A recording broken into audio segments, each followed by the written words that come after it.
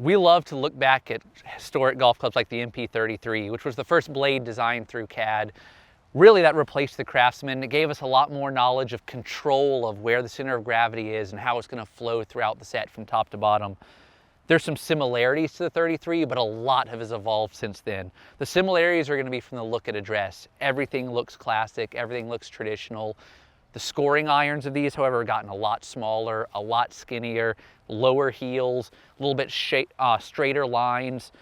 However, the performance has continued to evolve. They've gotten easier to hit and more forgiving, even though that look is familiar. The first thing you're going to notice, I'm holding a 6-iron and a pitching wedge, is how the weight changes throughout these. The pitching wedge is a lot thicker in this upper portion of the blade compared to the 6-iron, and that really speaks to the evolution of the modern blade. They're not all just one-piece, simple, straightforward, planar designs. Now we're actually manipulating the weight to give you a more penetrating scoring iron and an easier to launch long iron. The reason a player needs that launch in the long irons is to come in steeper, to attack those pins more. And when you get to the scoring irons, the blade gives you so much control. Raising that center of gravity gives you a more penetrating ball flight that takes other elements out. It helps you control those in all conditions. Outside of Mizuno, there have been a lot of external changes that forces the clubs to evolve. Courses are getting longer, pins are tucked, greens are more severe. You know, you really have to make sure you have a lot of control over your golf ball from all conditions. On top of that, the ball doesn't spin like it used to. Not only do you need to launch your longer irons higher, but you need to impart a little bit more spin on the scoring irons. To do that, we raise the center of gravity. That gives you a penetrating ball flight that actually has more spin as well. There's a number of things you do to make a golf club feel good. Just by making a blade itself doesn't naturally mean it's going to feel right. You have to reinforce strategic areas. And if you look at a Mizuno, we've traditionally had a little bit thicker top lines than a lot of our competitors on the blade. However, everyone says ours feel better. There's a reason behind that.